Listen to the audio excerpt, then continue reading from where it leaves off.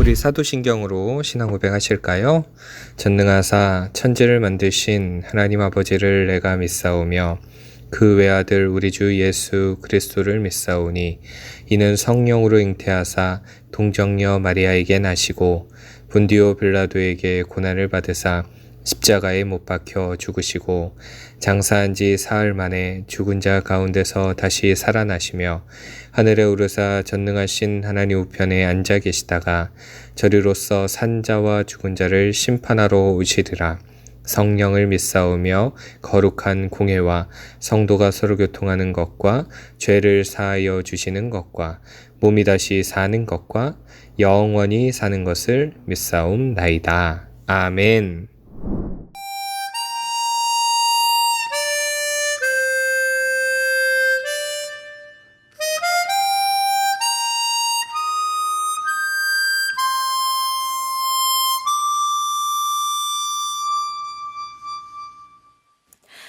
화려하지 않아도 정결하게 사는 삶, 가진 것이 적어도 감사하며 사는 삶, 내게 주신 작은 힘 나눠주며 사는 삶, 이것이 나의 삶의 행복이라오.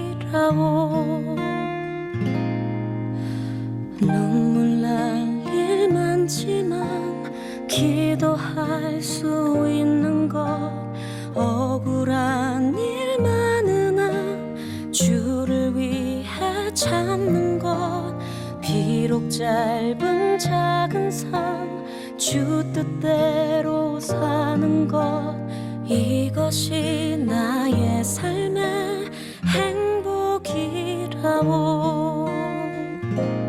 이것이 행복이라고.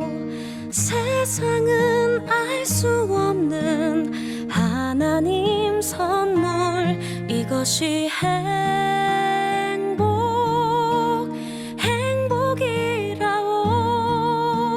하나님의 자녀로 살아가는 것, 이것이 행복이라고.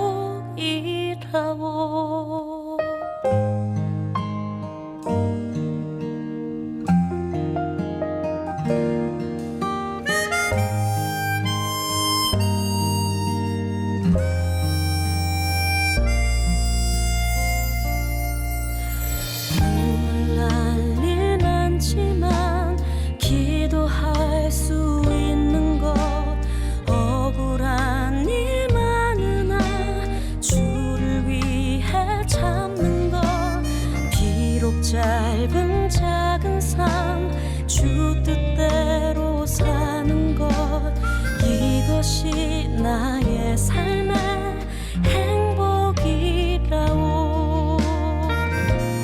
이것이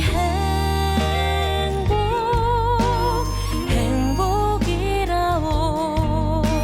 세상은 알 수 없는 하나님 선물, 이것이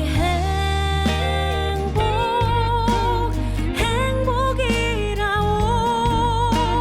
하나님의 자녀로 살아가는 것, 이것이 행복이라오.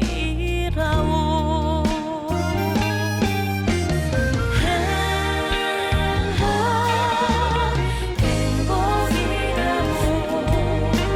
세상은 알 수 없는 하나님 선물, 이것이 행복이라오. 하나님의 자녀로 살아가는 것, 이것이 행복이라고. 이것이 행복이라고.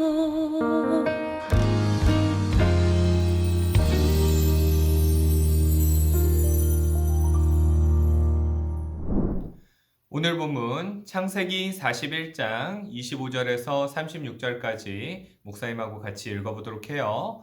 요셉이 바로에게 아르되 바로의 꿈은 하나라. 하나님이 그가 하실 일을 바로에게 보이심이니이다. 7 좋은 암소는 7 해요. 7 좋은 이삭도 7 해니 그 꿈은 하나라. 그 후에 올라온 파리하고 흉한 7 소는 7년이요. 동풍에 말라 속이 빈 7 이삭도 7해 흉년이니 내가 바로에게 이르기를 하나님이 그가 하실 일을 바로에게 보이신다 함이 이것이라. 온 애굽 땅에 7해 큰 풍년이 있겠고 후에 7해 흉년이 들므로 애굽 땅에 있던 흉년을 다 잊어버리게 되고 이 땅이 그 기근으로 망하리니 후에 든 그 흉년이 너무 심함으로 이전 풍년을 이 땅에서 기억하지 못하게 되리이다. 바로께서 꿈을 2번 겹쳐 꾸신 것은 하나님이 이 일을 정하셨음이라.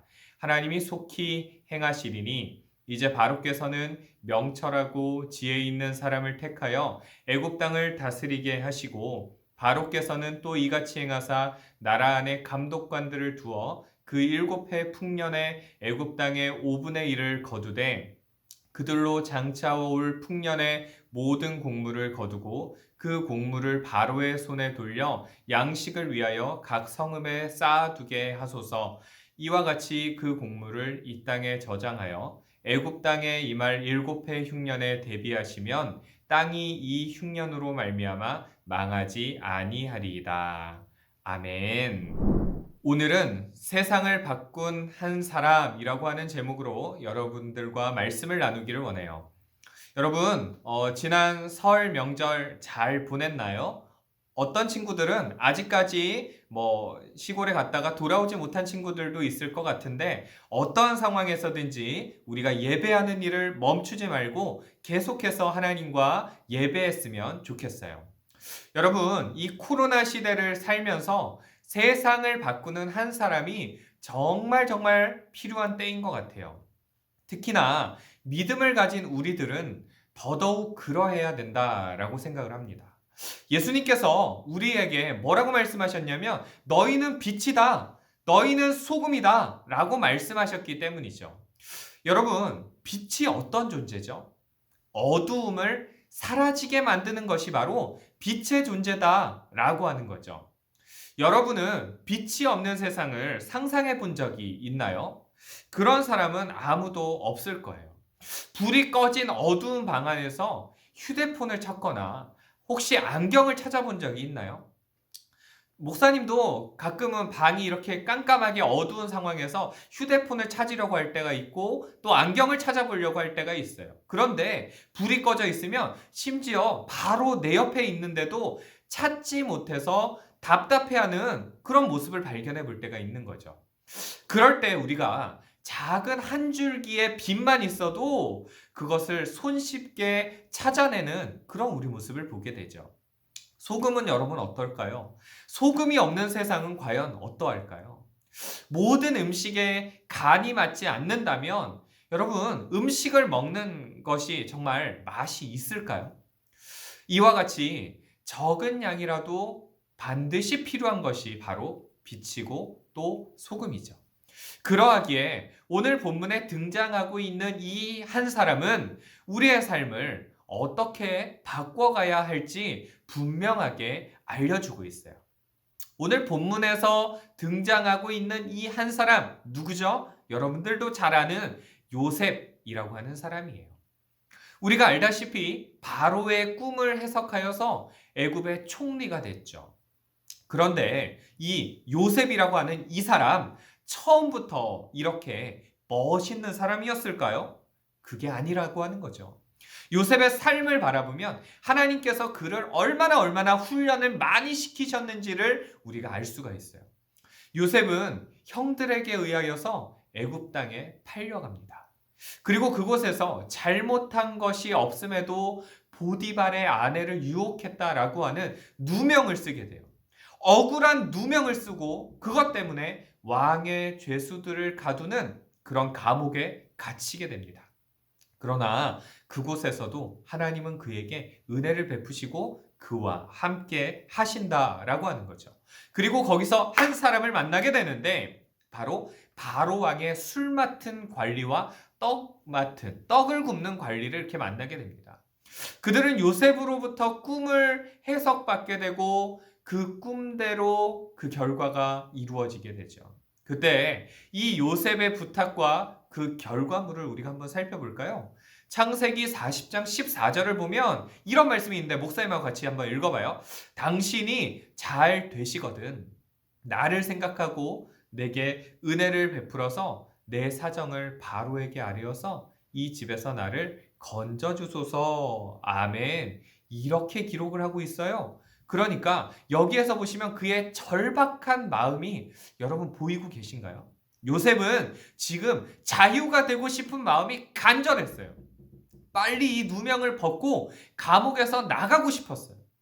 말씀을 떠올려 보면 보디발의 아내가 유혹할 때 요셉이 얼마나 멋있는 말을 했는지 알아요? 하나님을 기억하면서 그가 말했어요. 모두가 없는 이 상황 잘 봐요 여러분. 이 보디발의 아내가 유혹할 때는 분명히 그 아내와 요셉밖에 없었을 거예요. 단 2명밖에 없었을 거예요. 아무도 보는 사람이 없었을 거예요. 그런데 이 요셉이 뭐라고 말을 했느냐? 창세기 39장 9절 하반절을 보면 내가 어찌 이 큰 악을 행하여 하나님께 죄를 지으리까? 이렇게 기록해요. 그러니까 이 요셉이 지금 단 2밖에 없는 이 상황 속에서도 누가 지금 나를 지켜보고 있다라고 생각을 했을까요? 하나님이 지켜보고 계시다라고 생각을 했어요. 그리고 하나님 앞에서 순결하고 또 정직하게 살려고 했어요. 그런데 여러분, 그 결과물을 보면 얼마나 처참해요. 얼마나 하나님이 원망스러웠을까요? 하나님, 내가 하나님 뜻대로 살려고 그 유혹에서도 안 넘어갔잖아요. 그런데 결과가 이게 뭐냐고요? 왜 감옥에 내가 갇혀야 되냐고요? 우리가 하나님의 뜻대로 살려고 하다 보면 이런 불이익의 경험을 당할 때가 있어요. 남들보다 손해보는 것 같고 무언가 뒤처지는 것 같아요. 그런 상황들 속에서 우리도 똑같이 세상의 방법을 따라서 그렇게 살아가야 될까요, 여러분? 그럴 수 없다는 거예요. 세상 가운데 구별된 삶을 그럼에도 불구하고 살아가야 되는 거예요. 여러분, 믿으시기를 바라요. 우리가 어떠한 상황에서든지 하나님 앞에서 살아간다는 생각을 가지고 구별된 삶을 살아가야 되는 거예요. 하나님이 기뻐하시는 길이라면 눈물이 쏟아지고 가슴이 찢어질 것만 같아도 그 길을 걸어가야 되는 거예요, 여러분. 그리고 나서 여러분, 이 결과물이 어때요, 여러분? 이 요셉의 상황을 보면 감옥에 가 있는 이 처참한 상황 속에서 더 기가 막힌 일이 뭘까요? 그 관원장이 나갈 때 저를 좀 기억해 주세요. 저 이 억울한 누명을 풀 수 있게 도와주세요 했는데 창세기 40장 23절을 보면 같이 한번 읽어봐요. 술 맡은 관원장이 요셉을 기억하지 못하고 그를 잊었더라. 여러분, 이 얼마나 기가 막힌 일입니까, 여러분? 요셉을 잊었더라. 기껏 꿈 해몽해주고 당신 잘 되면 나 좀 풀어줘. 나 좀 풀어주세요. 이야기 좀 잘해주세요. 이렇게 간절하게 부탁을 했는데 그 요셉을 잊어버립니다. 아주 완벽하게 잊어버려요. 얼마만큼 완벽하게 잊어버렸는지 알아요? 창세기 41장 1절을 보면 만 2년 후에 바로가 꿈을 꾼즉 이렇게 기록해요. 그러니까 이 관원장이 몇 년 동안 요셉을 잊었다고요? 2년 동안 잊었어요. 여러분 2년이라고 하는 세월이 우리는 그냥 성경책에서 그냥 아무 느낌 없이 2년 좀 흘렀나 보다 이렇게 생각할 수도 있지만 감옥에 갇혀있는 입장을 한번 생각해 보라고요. 하루하루가 얼마나 답답하고 고통스러웠겠어요. 언제 풀려날지도 몰라요, 여러분. 그냥 평생 감옥에서 썩어야 될지도 몰라요. 어떤 마음이 그 요셉 가운데 찾아왔을까? 차라리 그냥 그 보디발의 아내의 유혹에 넘어가고 말걸. 이런 자책도 있지 않았을까요? 그랬으면 종에서 자유의 신분으로 넘어가지 않았을까? 어쩌면 더 즐거운 일들이 많이 있지 않았을까? 이런 생각을 했을지도 몰라요.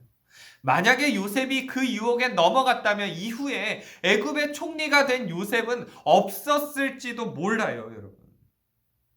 하나님의 은혜를 사모하면서 비록 남들보다 돌아가는 것처럼 보여도, 바보처럼 보여도 묵묵히 하나님이 원하시는 그 길을 따라서 걸어가면 하나님이 높여주실 줄로 여러분 믿으시기를 바랍니다. 그렇게 2년이 지난 후에 드디어 하나님께서 이루실 그 놀라운 일들이 일어나기 시작해요. 바로가 꿈을 꾼 것이죠. 살찐 소 7마리가 비쩍 마른 소 7을 잡아먹는 꿈을 꾸게 돼요. 똑같이 또 한 가지 더 꿈을 꾸게 되는데, 알이 통통하게 오른 7 이삭이 바짝 마른 7 이삭을 삼킵니다. 그 꿈을 아무도 해석할 사람이 없었어요. 그때 술 맡은 관리가 드디어 마침내 누가 떠올랐을까요? 하나님께서 그 순간에 요셉이 떠오르게 하셔요. 2년 동안이나 잊었던 그 한 사람이 떠오르게 해요. 아, 맞다! 내 꿈 해석해준 그 사람, 그제서야 떠오르게 합니다. 그리고 급하게 요셉을 불러 올립니다. 그리고 그 꿈의 해석이 시작되죠. 바로 왕이시여, 7마리의 좋은 암소와 7 좋은 이삭이 7년의 풍년입니다. 7년 동안 풍년이 있을 겁니다. 또한 7개의 비쩍 마른 암소와 마른 이삭도 7년의 흉년입니다.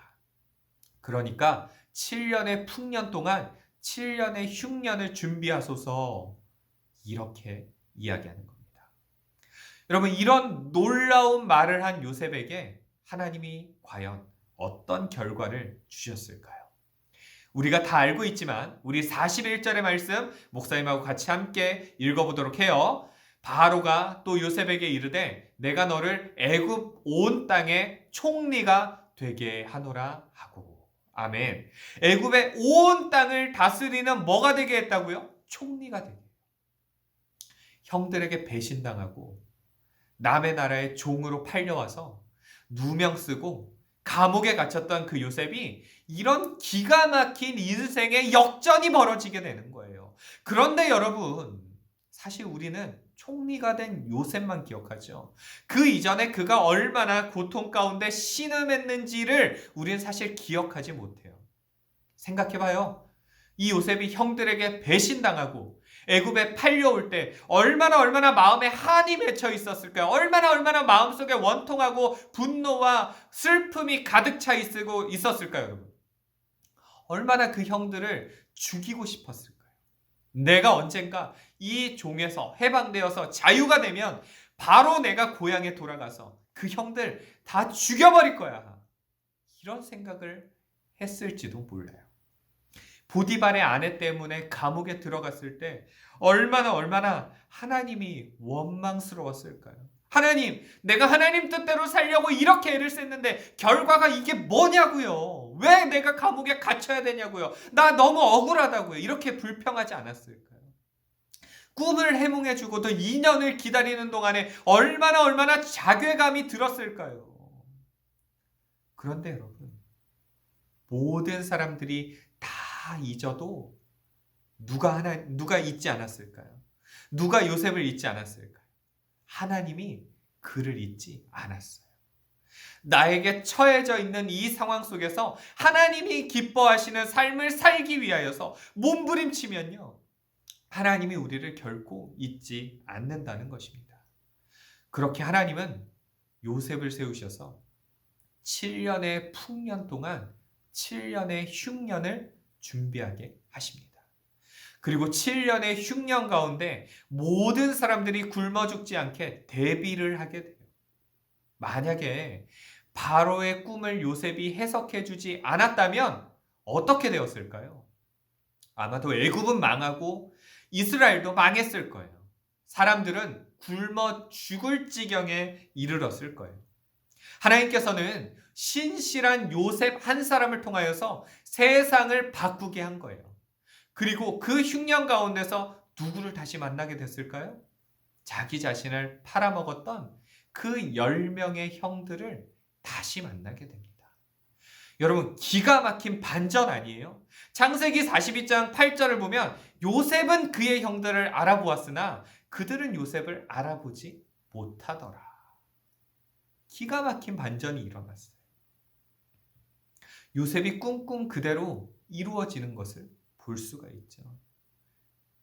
요셉 한 사람의 신실함이 이런 놀라운 결과물을 만들어냈어요. 그가 가진 권력으로는 그는 얼마든지 형들을 다 죽일 수 있었어요. 여러분, 그러지 않았겠어요? 애굽의 총리가 돼서 그렇게 떵떵거리고 있는데 자기의 철천지 원수가, 그 형들이 우르르 10명이 자기의 무릎 밑으로 엎드려 있다면, 여봐라! 당장 이 사람들 다 감옥에 가두고 다 죽여버려라! 이렇게 말할 수 있는 권력이 있었잖아요. 가장 믿었던 가족으로부터의 배신을 경험하고 얼마나 고통 가운데서 그런 세월을 보냈겠어요. 그러나 이 사람은, 이 요셉은 그렇게 복수하지 않아요. 그리고 아주 멋진 말을 하는데, 창세기 45장 5절의 말씀, 여러분 이 말씀은 중요하니까 목사님하고 함께 같이 읽어봐요. 시작. 당신들이 나를 이곳에 팔았다고 해서 근심하지 마소서. 한탄하지 마소서. 하나님이 생명을 구원하시려고 나를 당신들보다 먼저 보내셨나이다. 아멘. 여러분, 진짜 멋진 사람 아니에요? 진짜 멋있는 말 아니에요? 나를 고통 가운데 몰아넣으셨던 하나님께서 나를 사용하셔서 세상을 구원하시기 위하여서 그렇게 하셨다. 이렇게 고백을 하고 있잖아요. 하나님이 당신들의 생명을 구원하시려고 나를 형님들보다 먼저 애굽 땅에 보내셨다. 이렇게 고백을 하고 있잖아요. 팔려갔는데, 형들한테 배신당했는데, 죽을 뻔했는데, 그렇게 팔려갔던 그가 이런 고백을 했잖아요. 그동안의 고통과 고난 속에서도 신실하게 하나님을 의지했던 이 요셉은 하나님의 도구로 크게 쓰임받았던 것을 우리가 확인해 볼 수가 있어요. 게다가 자기를 팔았던 형들에게까지 큰 은혜를 베풀고 있는 거죠. 결국에는 모든 가족 70명이 애굽 땅 한 자리에 모이게 됩니다. 그렇게 보고 싶어 했던 아버지 야곱을 드디어 만나게 됩니다. 그리고 창세기 마지막인 50장을 보면 아주 마지막까지도 멋진, 아주 멋있는 요셉의 모습을 우리가 보게 돼요. 아버지 야곱이 죽자 그 형들이 두려워서 떨기 시작합니다. 왜 떨었을까요? 아버지가 살아계실 때는 요셉이 우리를 죽이지 못했겠지만 이제 이 아버지 야곱이 죽었으니까 이제 우리는 죽은 목숨이야. 두려워서 벌벌 떨다가 거짓말을 합니다. 요셉 동생이여, 아버지가 유언을 남기시기를 그들의 허물과 죄를 용서하라. 이렇게 거짓말을 합니다. 그때 요셉이 아주 멋진 말을 하게 됩니다. 창세기 50장 19절에서 21절까지의 말씀을 보면 요셉이 그들에게 이르되 두려워하지 마소서. 내가 하나님을 대신하리니까. 당신들은 나를 해하려 하였으나 하나님은 그것을 선으로 바꾸사 오늘과 같이 많은 백성의 생명을 구원하게 하시려 하셨나니 당신들은 두려워하지 마소서. 내가 당신들과 당신들의 자녀를 기르리이다 하고 그들을 간곡한 말로 위로하였더라. 아멘. 여러분, 제가 색깔을 표시해 놓은 걸 잘 봐요. 당신들은 나를 해하려 하였으나 하나님은 그것을 선으로 바꾸사 오늘과 같이 많은 백성의 생명을 구원하게 하시려 하셨나니. 아멘. 여러분, 여기서도 우리는 세상을 바꾼 한 사람의 모습과 또 그렇지 못한, 세상을 바꿀 만한 그런 모습이 아닌 그런 사람들의 모습을 비교해서 살펴볼 수 있어요. 형들은 세상을 바꿀 만한 믿음이 없었어요. 그래서 자기들 목이 날아갈까봐, 자기들 죽을까봐 거기에 막 급해가지고 거짓말을 하는 모습을 볼 수가 있어요. 그러나 요셉은 그들에게 선을 베풀면서 하나님의 사랑을 베푸는 모습을 우리가 확인해 볼 수가 있어요. 여러분, 이제 말씀을 좀 정리합니다. 요셉이 처음부터 이렇게 대인배였느냐? 처음부터 이렇게 큰 마음을 가지고 아량을 베푸는 자비가 넘치는 이런 사람이었느냐? 그건 아니에요. 요셉은 형들의 잘못을 고자질하는 나쁜 성격을 가진 그런 사람이었어요. 그러나 하나님께서 시키는 훈련의 수레바퀴 속에 있을 때 그는 철저하게 누구를 붙잡았느냐? 하나님을 붙잡았어요. 누구를 붙잡았다고요? 하나님 붙잡았어요. 훈련의 수레바퀴 속에 있을 때 하나님을 붙잡았어요. 그리고 그 훈련에 통과했을 때 비로소 세상을 바꾼 그런 한 사람이 되었어요. 우리 각자에게도 하나님께서 훈련의 수레바퀴로 밀어 넣으실 때가 있어요. 그러나 그것은 우리를 망하게 하려고 하시는 것이 아닙니다. 우리에게 좋은 것들로 채워주시려고 그렇게 하시는 겁니다. 그때 우리는 누구를 끝까지 붙잡아야 할까요? 바로 하나님을 끝까지 붙잡아야 될 줄로 믿으시기를 바랍니다. 여러분, 우리 중고등부 친구들 훈련의 수레바퀴 속에 있을 때 누구를 붙잡아야 되느냐? 하나님 붙잡아야 돼요. 그래야 소망이 있어요. 그래야 세상을 바꾸는 그 한 사람이 될 수 있어요. 하나님을 끝까지 붙잡아서 세상을 바꾼 이 한 사람, 이 요셉처럼 여러분, 이 말씀을 들은 여러분들 모두도 그렇게 세상을 바꾸고 세상을 변화시키는 그런 한 사람이 되어지기를 소망합니다. 여러분, 결단하세요. 하나님, 내가 어떠한 상황에서도 하나님 붙잡겠습니다. 하나님 의지하겠습니다. 그래서 그 하나님 붙잡는 삶으로 말미암아 세상을 바꾸고 세상을 변화시키는 사람이 되겠습니다. 그렇게 결단하며 살아가는 이번 한 주간이 되어지기를 간절히 소망합니다. 기도하겠습니다. 은혜가 풍성하신 살아계신 우리 아버지 하나님, 우리에게 귀한 하나님의 말씀을 주시니 감사합니다. 요셉이라고 하는 이 한 사람, 정말 처음에는 형들의 그 나쁜 짓을 고자질을 할 만큼 그런 좋지 못한 성품을 가지고 있었지만 하나님, 결국에는 이 사람이 하나님을 끝까지 붙잡음으로 말미암아 세상을 바꾸는 한 사람이 되었습니다. 하나님 아버지, 우리의 삶이 그렇게 바뀌기를 원합니다. 우리의 삶이 그렇게 변화되기를 원합니다. 하나님 아버지, 우리가 마지막까지 여호와 하나님만을 붙잡아서 나로 인하여서 나 한 사람으로 인하여 세상을 바꾸고 세상을 변화시키는 그 한 사람 되게 하여 주시옵소서. 감사드리며 우리 주님 예수님의 이름으로 기도합니다. 아멘. 여러분, 한 주 동안도 승리하세요. 샬롬. 설교 푸는 10달란트 받는 퀴즈. 첫 번째, 보디발의 아내가 유혹할 때 요셉이 뭐라고 했을까요? 어떻게 말을 했을까요? 두 번째, 바로의 꿈이 의미하는 것이 무엇일까요? 세 번째, 하나님께서 훈련의 수레바퀴로 몰아넣으실 때 우리는 어떻게 해야 될까요? 여러분, 이 세 답을 모두 목사님에게 보내주면 여러분 10달란트가 있다는 거 잊지 마세요. 그럼 꼭 풀어서 제출해 주기를 바랍니다. 그럼 안녕.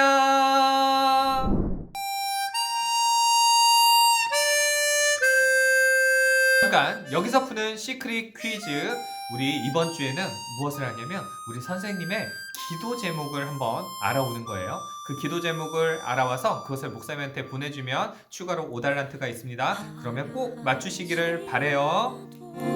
정결하게 사는 삶, 가진 것이 적어도 감사하며 사는 삶, 내게 주신 작은 힘 나눠주며 사는 삶, 이것이 나의 삶의 행복이라오. 눈물 날 일 많지만 기도할 수 있는. 축도하겠습니다. 이제는 우리 주님 예수 그리스도의 은혜와 하나님 아버지의 무한하신 사랑하심과 성령님의 가방감동 충만하여 주심이 오늘 말씀을 기억하며 세상을 바꾸는 한 사람, 그 요셉의 모습처럼 우리들도 하나님을 끝까지 의지하고 붙잡고 나로 인하여서, 나 한 사람으로 인하여서 세상이 바뀌고 변화되고 그렇게 하나님의 영광을 드러내기를 소망하는 이 말씀을 들은 모든 우리 중고등부 친구들의 머리 위에 이제로부터 영원토록 함께 있을지어다. 아멘.